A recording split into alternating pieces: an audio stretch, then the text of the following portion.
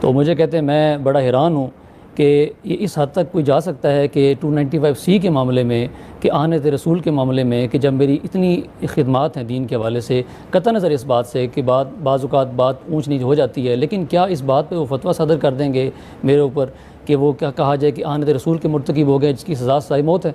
تو کبھی بھی کہتے ہیں میں اس طرح کی توقع نہیں کر رہا تھا کہ اس طرح کے کوئی معاملہ میرے خلاف کبھی آ سکتا ہے۔ پھر اس طرح کے جرم میں خاص طور پہ جس کی وجہ سے یہ کہا جائے کہ جس نے اسی نبی کی جو خدمت کر رہے ہیں، اسی نبی کی شان میں وہ ان کی آئے روز کو ویڈیوز آتی رہتی ہیں، تو انہی نبی کی گستاخی کے معاملے میں وہ جیل میں ہے۔ یہ سب سے بڑا المیہ تو یہ ہے۔ جیل میں بیٹھ کر شکوہ بھی وہ بندہ کر رہا ہے جس کا کام ہی یہی رہا ہے تقریباً 15-16 سال تک لوگوں پر فتوے بازی کرنا، کفر کے، غداری کے، 295C کے فتوے لگانا۔ جب مرزا دوسروں پر فتوے لگا رہا تھا، کیا مرزا کو اس وقت خیال نہیں آیا کہ مجھے یہ کام نہیں کرنا چاہیے؟ جس 295C کے لگنے پر مرزا کو دکھ ہو رہا ہے، یہی 295C مرزے نے انصار صاحب پر لگائی ہوئی ہے، انصار صاحب کے اوپر لگائی ہوئی ہے۔ چند چھوکرے تھے، انہوں نے کہا کہ اس شخص پہ اس کے قبیلے کی محبت غالب آ گئی ہے، رسول اللہ کے بارے میں کلمات کفر بکتی ہے انصار مدینہ میں سے۔ اللہ تعالیٰ نے وحی کے ذریعے نبی علیہ السلام کو بتا دیا کہ آپ کے چند نوجوان اصحاب نے یہ ورڈکٹ دی آپ کے بارے میں۔ نبی علیہ السلام نے ان کو بلایا، ساتھ سینئر بھی آگے کچھ سفارش لے کے کہا یا رسول اللہ یہ بچے تھے، ان کی زبان سے ایسی بات نکل گئی، اللہ اور اس کا رسول عذر قبول کر لیں۔ حضور نے کہا ٹھیک ہے، عذر قبول ہے، آپ کی یعنی عادت تھی درگزر کرنے کی، ورنہ 295C لگتی سیدھی سیدھی، اور اس زمانے میں جب اللہ کے نبی سامنے موجود ہیں۔ جی ناظرین، آپ نے دیکھا کہ انصار صحابہ کے ایک جملے پر مرزا 295C لگانے جا رہا ہے، اور کہا کہ انصار صحابہ نے کلمات کفر تک بک دیے، نعوذ باللہ۔ کتنے ڈھٹائی سے مرزا صحابہ کرام رضی اللہ عنہم اجمعین پر 295C لگانے کی بات کر رہا ہے، لیکن جب خود اپنے اوپر لگی تو اس کو دکھ ہو رہا ہے۔ اور اگر مرزے کی خدمات ہیں اسلام کے لیے، تو کیا انصار صحابہ کی کوئی خدمات نہیں اسلام کے لیے؟ نعوذ باللہ۔ مرزے کو صحابہ کرام رضی اللہ اجمعین پر بات کرتے ہوئے ذرا بھی حیا نہیں آئی کہ وہ کس کے بارے میں بات کر رہے ہیں، صحابہ کے بارے میں، اور وہ بھی انصار صحابہ۔ ظاہر ہے کہ جو صوفیوں کے ماننے والے ہیں وہ تو نعوذ باللہ من ذالک اس پروگرام میں تو رسول اللہ کو بھی صوفی کہہ رہے تھے، ولیعوذ باللہ تعالی۔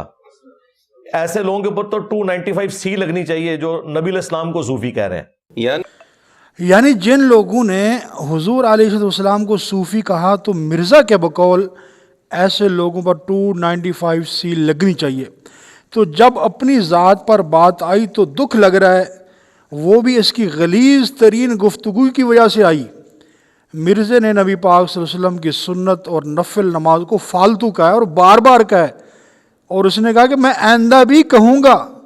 کیا اس پر 295C نہیں لگتی؟ مرزے کو جب چھوکرا کہا گیا تو اس نے کہا کہ یہ بازاری زبان ہے، لیکن مرزے نے یہودیوں کی طرف نسبت کر کے نبی علیہ السلام کے لیے چھوکرے کا لفظ استعمال کیا، نعوذ باللہ۔ جب اس سے حوالہ مانگا گیا تو کہتا ہے یہ تو کوئی نیگیٹو لفظ نہیں ہے، یہ تو کوئی نیگیٹو لفظ نہیں ہے۔ یعنی جب اپنی ذات کی بات آئی تو اس نے کہا کہ یہ بازاری زبان ہے، اور جب حضور علیہ السلام کی ذات اقدس کی بات آئی تو کہنے لگا یہ تو کوئی نیگیٹو بات ہے ہی نہیں، اس پر 295C نہیں لگتی کیا؟ تو مرزے نے انصار صحابہ کے لیے لونڈے لپاڑے کا لفظ استعمال کیا، نعوذ باللہ۔ سیدنا امیر معاویہ رضی اللہ تعالیٰ عنہ کا نام لے کر معاویہ گھوڑا کا لفظ استعمال کیا، نعوذ باللہ۔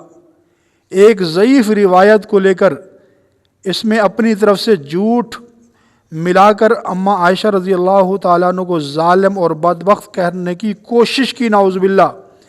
کیا مرزا کے ان جملوں پر 295C نہیں لگتی؟ بلکہ آپ حیران ہوں گے کہ مرزے نے اپنی دعوت کا آغاز ہی دوسروں پر گستاخی کے فتوے لگا کر کیا تھا۔ مجھے تو یہ شرح صدر 2009 میں ہی ہو گیا تھا کہ سارا کام ڈالا ہی بابوں نے، تو دیکھیں میں نے کس طریقے سے پلاننگ کر کر کے آپ کے بابوں کو یہاں پہ پہنچا دیا ہے کہ آپ میمز بن رہی ہیں ان کی. میں نے ان کے گھر میں ایسی آگ لگائی ہے کہ انہیں وہ آگ بجھاتے بجھاتے ہی ان کے 14 سال نکل گئے ہیں. اور یہ میں آپ کو بڑا ٹروتھ ریویل کر رہا ہوں. میرے ساتھیوں کو پتا ہے میں نے 2009 میں جو پہلی دفعہ اندھا دھند پیروی کا انجام پمفلٹ لکھا تھا نا، وہ اسی لیے لکھا تھا. اور 2012 میں نے 71B مسئلہ انڈیا اور پاکستان کے بزرگوں کی 19 گستاخانہ عبارات کا تحقیقی جائزہ وہ ریکارڈ اس لیے کروایا تھا. مجھے پتا تھا میں نے جیسے ہی قرآن بخاری مسلم کی بات کی کبھی انہوں نے مجھے وہابی کہنا ہے. انہیں پتا ہے کہ جیسے ہی سامنا ہوگا تو وہ زخم پھر یہ چھیننا شروع کر دے گا. چشتی رسول اللہ، شبلی رسول اللہ، تھانوی رسول اللہ اور باقی جو ان کے بزرگوں نے جو جو گستاخیاں کی ہیں.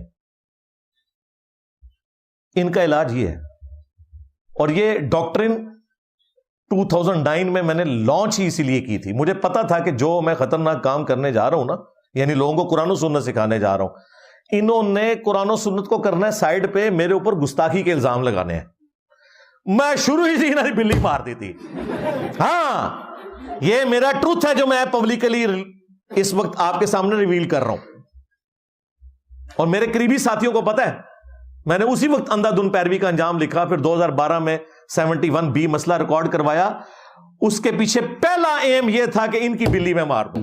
جو بندہ اپنی جھوٹی دعوت کا آغاز ہی اسی لیے کرتا ہے کہ دوسروں پر گستاخی کے فتوے لگائے، تو اب اس کو خود کیوں دکھ ہو رہا ہے کہ لوگ مجھے گستاخ رسول کہہ رہے ہیں، لوگوں نے میرے اوپر 295C لگوا دی ہے، جب اس نے خود ہی اپنی اس تحریک کا آغاز لوگوں کے اوپر فتوے بازی لگانا، کفریہ فتوے لگانا، غداری کے فتوے لگانا، اور نعوذ باللہ صحابہ کرام رضی اللہ عنہ اجمعین اور حضور علیہ السلام کے اوپر اس طرح کے فتوے لگانا، جب خود اس نے اپنی اس تحریک کا آغاز غلط عقائد سے، غلط بیانات سے، لوگوں کے اوپر فتوے بازی سے کیا، تو اب اس کو کیوں تکلیف ہو رہی ہے کہ لوگ مجھے گستاخ رسول کہہ رہے ہیں؟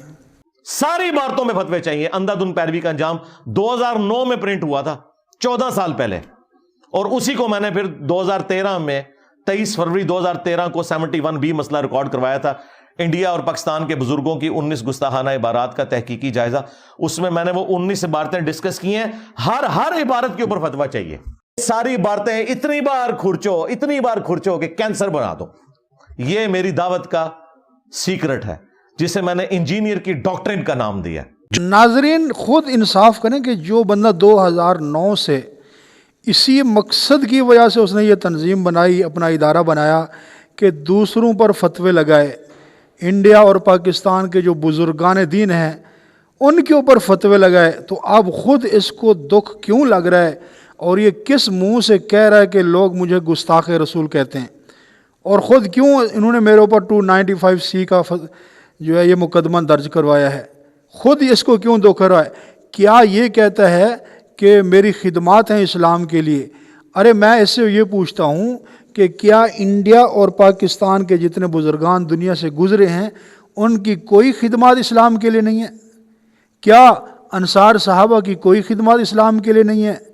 تو کیا بزرگان دین نے جو پاکستان اور انڈیا کے اندر یہ جتنا بر صغیر میں دین پھیلا، یہ حضرات ان کی وجہ سے پھیلا، بزرگان دین کی وجہ سے پھیلا؟